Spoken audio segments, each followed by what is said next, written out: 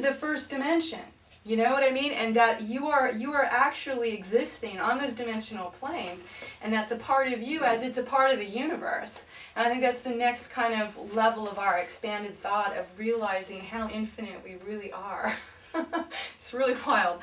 So I think now, just to kind of continue, there were some questions talking about, I just wanted to pinpoint a couple of the chakra functions, just to kind of, I'm sure, reiterate, it's a primer, but to talk about that for a moment.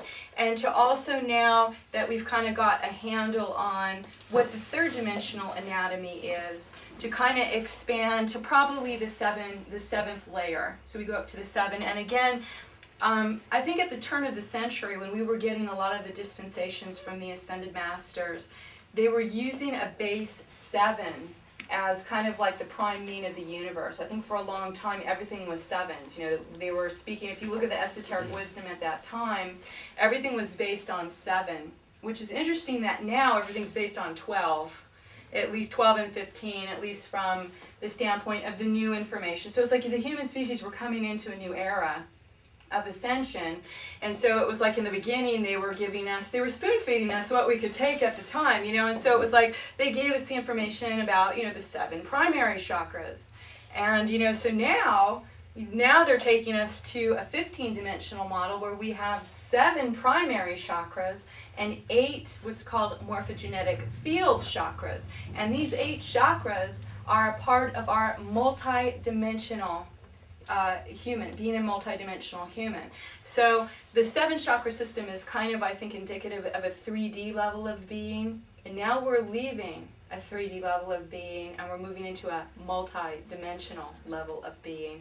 And I think it's very hard conceptually or intellectually to understand what that is, because it's fully an experience. We are moving into a multidimensionality and an embodiment of this in such a way that we have not experienced before. And we're embarking on that era right now. We're starting to embody this multidimensionality. And so the interesting part of that is, for me personally, is that I've been able to witness the change in the human being's field, and actually be able to differentiate the difference between a 3D human and see their energy field, and it's in the old 3D way I used to see an energy field. Now, since last November, December, I'm starting to see multi-dimensional fields, and it's been just mind-blowing, you know, because again, for me personally, I don't have any written material anywhere telling me about this. I'm just viewing it and I'm going, oh my goodness, something huge is happening. What did it look like to you before when you saw a multidimensional being? If you weren't seeing your field. I wasn't seeing the field. So what would happen is, like, say when I do an etheric session on somebody, the field would look to me like an ovoid pattern. So what I was sensing is like, okay, there's the body, and then there would be progressive outward layers, and in these layers there was a defined space. It was like, it looked like there was a field, and the energy within that field was oscillating, but it wasn't moving directionally. You know, it was like layers, like onions, you know, these layers, layer coming out, and it would kind of have like a pancake oval look to me. Now I'm seeing fields look like toroids. And so a toroid is like a large donut. It's like a huge, take the infinity symbol, like this, and fold in on itself, except really a tube torus, like large. And so what they're describing to me from that is that we're becoming our own universes. Now that's an amazing thing. So, which really again helps us understand this model. You know what I mean? So I'm getting the ability to now see this in the energy fields where, and another thing that's fascinating to me is that I could feel, you know, again in the old energy body, the prior energy body, I could feel the energy moving, like say in the emotional field. I can feel it, it's like oscillating, but it's not moving directionally. Now I'm like seeing the whole field is unified and it's moving directionally like this. It's wild. It's like, oh wow, you know, almost really wild. And so in some of the new chakras, I've actually seen them activate. So, and again, I'm going to come back to the 4th layer because I'll get to that. Because this is still really more about the 3rd dimensional level and using the 7 chakra, the primary chakras. Because what happens is in our etheric field, what's interesting is each of our bodies has the 7 primary chakras in it. So as you work with the etheric field, like back to the 3D human level, each layer actually has openings between the chakras. So what's interesting now is I never put that together until recently, that's how the fields actually come as one.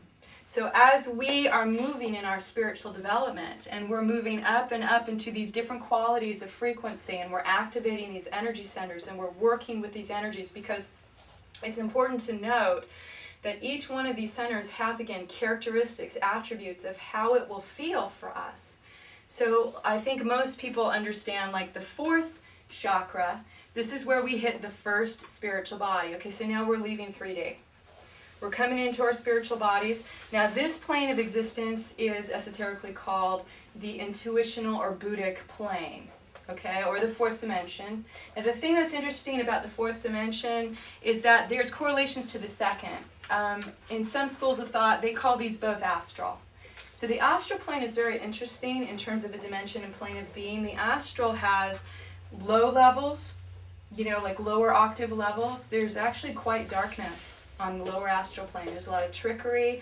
There's a lot of beings there that are confused, discarnates that will say they're Jesus when they're not.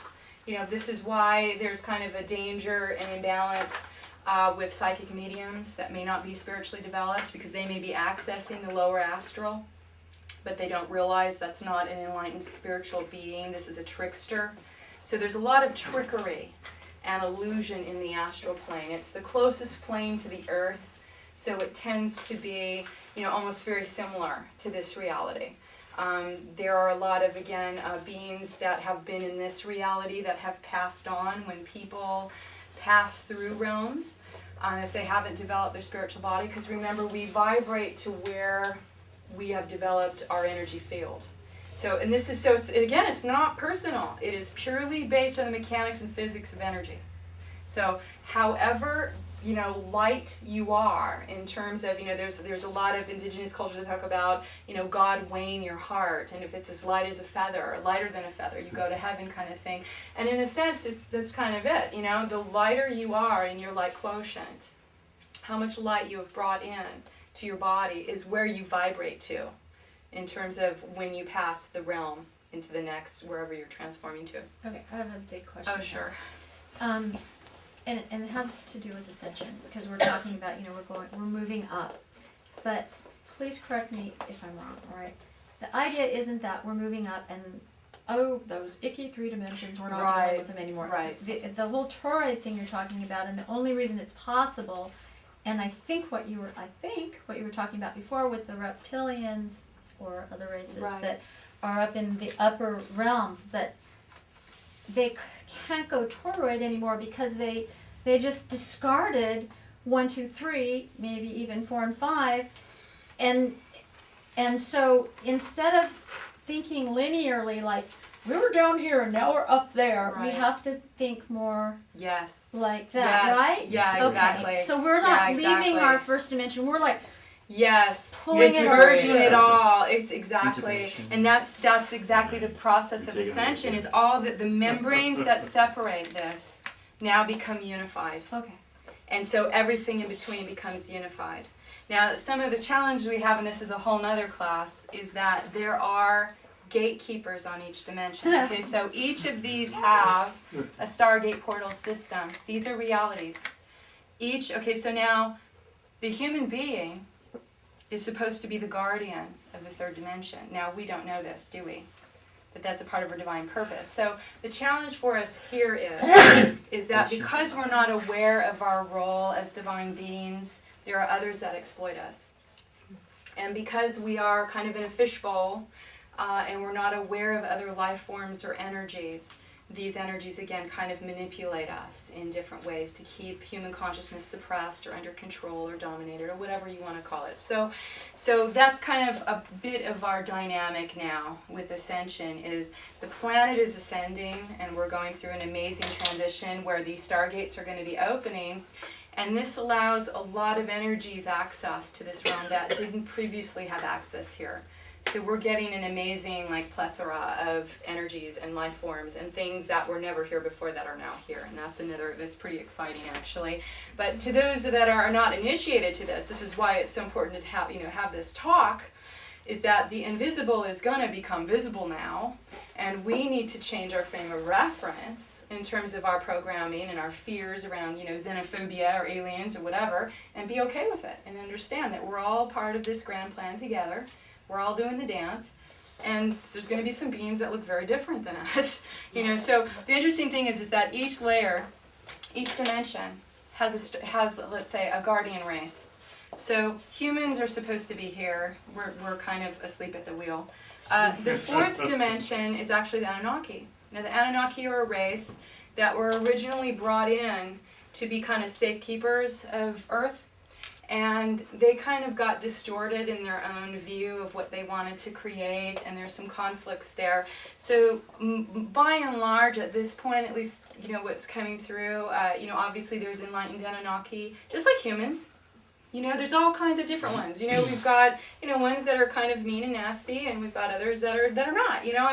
We're all on the experience. We're all on our wheel of evolution, and so are all these other beings that are interacting with us now. It's starting to become more interactive with us because of the ascension on the planet, changing the grid structure. So the Anunnaki are here. By and large, they don't want to share the space with humans. They kind of feel this is their realm, and they liked it the way it was, that we were kind of asleep, and they kind of would like to keep us there. So there's a little bit of a challenge and conflict with that. The fifth layer is the Pleiadians. The Pleiadians are a part of, let's say, the human gatekeepers as well. Most of the Pleiadians are very much here to serve humanity, influence humanity towards enlightenment, and really want to help us as our brothers and sisters to move into, an enlightened consciousness and free of suffering.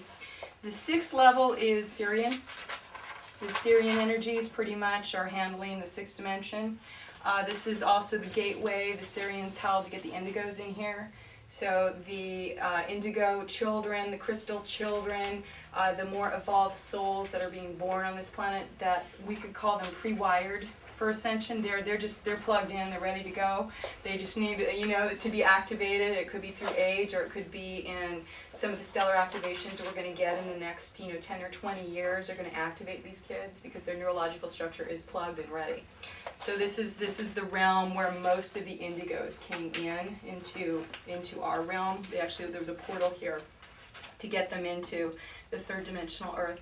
And the seventh layer is the Arcturian and Syrian coalition. The Arcturians and Syrians are working through the seventh plane again, and are very much in assistance to human beings and races. So by and large, the races that are working to really assist humanity are, the majority. The minority is a couple of the errants, the energies that are manipulating or resisting the change. So, sometimes we'll come in experience with that. Those of us that are starseeds and indigos that have really interesting genetics tend to be more prone to harassment from these energies. For whatever reason, we're genetically yummy to them. I don't know what it is.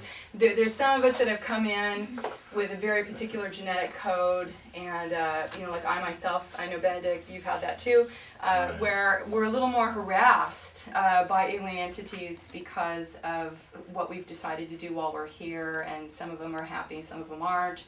Some of them just want to observe. For a time, I used to get a lot of looky-loos, and that was all kind of fun and dandy. I didn't mind speaking to, having aliens pop in. But when I realized that that's really parasitic, it's not good to do that, because again, you're allowing something to intrude on your field, and that's not good. We need to be in control and mastery of our field and not allow anything to impose itself on us. So that's kind of, again, a part of our self-sovereign power in understanding our multidimensional self. And this is, again, the tool that helps us understand that so we can gain better mastery over our energy field. So, again, so we went through the gatekeeping, but to kind of look at the fourth layer, then this is probably, most of humanity is between the fourth and fifth initiation, because this is where the planet is right now. The planet now is bringing in so much energy that it's activating these two centers. So I would say the majority of humans, whether they know it or not, they're around here. Most, those of us that are in this wave are really, and what they were talking to me